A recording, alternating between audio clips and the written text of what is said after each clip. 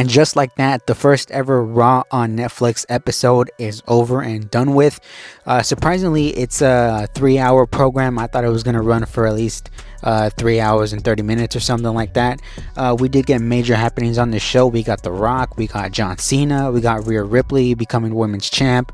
We got Roman Reigns reclaiming his tribal chief throne and reclaiming the Ulafala here tonight. So we got a lot of stuff to get into first. Firstly, I do want to talk about the hype up video that was played before the show actually commenced. It was a cool little hype up vignette showcasing like the entire history of the WWE leading up to this point, and they covered the ring in like this sort of tarp to hide the ring. You know, we thought they just wanted to show off the new sponsored ring look that they have, you know, with the Fortnite logo and whatnot in there. But after the tarp came down, it was Triple H, of course, because it's become almost like a running meme with Triple H on every single one of these big time, like, you know, WWE shows, whether it's SummerSlam or WrestleMania.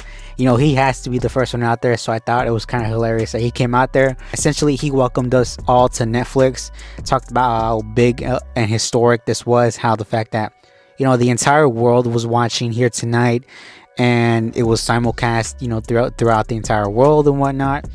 And after that, you know, he asked us the standard "Are you ready?" question. And after that, we got The Rock. So The Rock was advertised for tonight's show.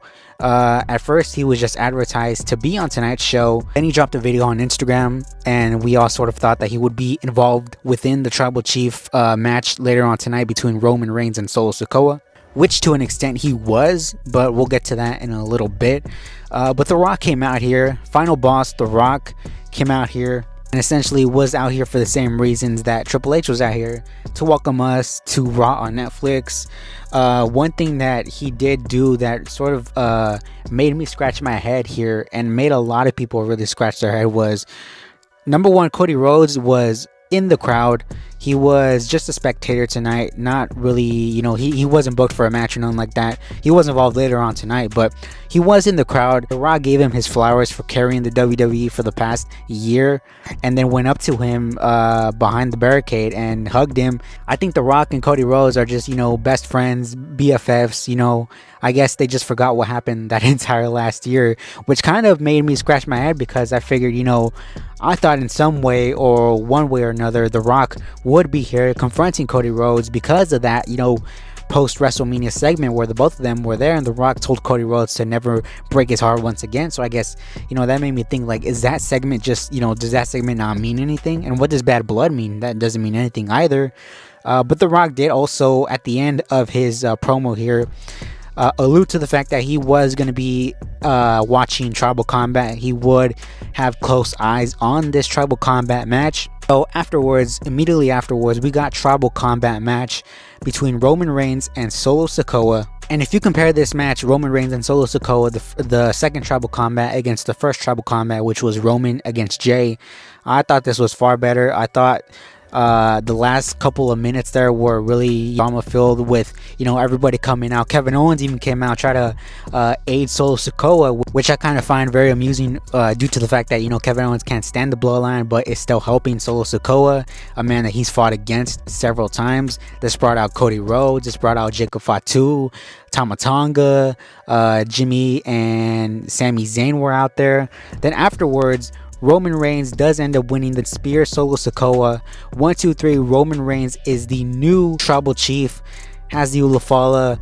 But before I go into that, I want to mention Solo Sikoa and Jacob Fatu, because tonight, Jacob Fatu, there was a look in his eyes. They were, you know, bickering with the referee, almost wanting to take the referee out, was Jacob Fatu, until Solo Sikoa eventually took him out. But I think this has to be the catalyst for Jacob Fatu and Tama Tonga to take out Solo Sikoa. Solo Sikoa, you know, he talks about wins and losses meaning something. But, you know, this guy has lost at SummerSlam. This guy has lost at Survivor Series. This guy has lost tonight on the Raw Netflix episode against Roman Reigns. And he's essentially lost all his privilege and all his right as the Tribal Chief, as the leader of the Bloodline, and as the owner of the Ulafala. So, to me, it's like, if Jacob Fatu and Tama Tonga don't turn on him, like, within this week, you know, probably this Friday night, as soon as this Friday night you could see that happen, then I don't know really what we're doing here. And speaking of not knowing what we're doing here, afterwards The Rock comes out and gets the Ulafala from Paul Heyman and places it around the neck of Roman Reigns and steps back and acknowledges Roman Reigns. Now, we all, I think, at home were collectively thinking that Rock is going to turn at any moment on Roman Reigns, give him the rock bottom, and proclaim that he's, the high chief, the tribal chief, whatever you want it to be, that he's superior over Roman Reigns. But that moment never came, and I'm starting to even question what his involvement is going to be at WrestleMania, because apparently tomorrow night on NXT, The Rock will be involved in that. But I don't really know, is he just trolling Cody and Roman and we're going to get a triple threat match? I don't really know what the direction could be for The Rock heading to WrestleMania, because right now I have more questions than I do answers, which is something I did not think I was going to have on. Now, everybody at home and everybody in the crowd, I think, was fully expecting to see John Cena here tonight, and John Cena did come out here and he did acknowledge the fact that they were in LA, they were in Los Angeles, and the fact that John Cena started his career in Los Angeles. He worked at a Gold's Gym in Venice Beach. He slept in his car. So he said that this is the perfect place to start my retirement tour. And he brought up the elephant in the room. He said that he hasn't won for, I think it was 2,000 and some days, a singles match. He hasn't won, and it's a streak. It's a losing streak. He said it's not like Gunther's streak, it's not like the Undertaker's streak, it's literally a losing streak. He said, I don't know if I'm going to reach the 17-time world champion. You could hear everybody starting to boo. Everybody wanted Cena to kind of give us some reassurance that he is going to go after the World Heavyweight Championship. Then he kind of pointed out that, it would take a miracle for me to become World Heavyweight Champion, as in, winning the Elimination Chamber or winning the Money in the Bank. And then he got to it. He said, what if I declare myself and win the Royal Rumble and go on to get 17-time world champion? And tonight, like I said before, tonight John Cena officially declared himself for the Royal Rumble match within a month away. And as soon as the segment was over and John Cena was walking back up the ramp, I told myself and I said, that's your Royal Rumble winner right there. I don't want to hear nothing else. I think that's the Royal Rumble winner. Next, we had Rhea Ripley against Liv Morgan for the Women's World Heavyweight Championship. Finally, the feud that had to end a couple of months ago ends now. Better late than never, I guess. Tonight, we had a decent enough match between Rhea and Liv. To be quite honest, I don't know if these two women have really had a outstanding match, but tonight I think they had a passable match. It concluded with Rhea Ripley delivering not one but two riptides to win back the Women's World Heavyweight Championship, and Dominic Mysterio even wanted to get back with Rhea, but Rhea ended up delivering a riptide to Dominic Mysterio. Like I said, a couple months too late, but better late than never, and Rhea Ripley is the Women's World Heavyweight Champ. And as she's going back up the ramp, we hear that famous Undertaker bell, and Undertaker came out here for a quick little show and tell. He wanted to show off his motorcycle, I guess. And the Undertaker was out here, American Badass Undertaker, which popped the crowd, it popped me, and it was kind of cool to see that visual of Rhea and Undertaker posing off entrance ramp and sort of these two badass figures. So I thought that was pretty cool as well. Next, we got Jey Uso against Drew McIntyre. Jey Uso was accompanied by Travis Scott, who was apparently smoking a blunt. Everybody's going crazy as well for Jey Uso.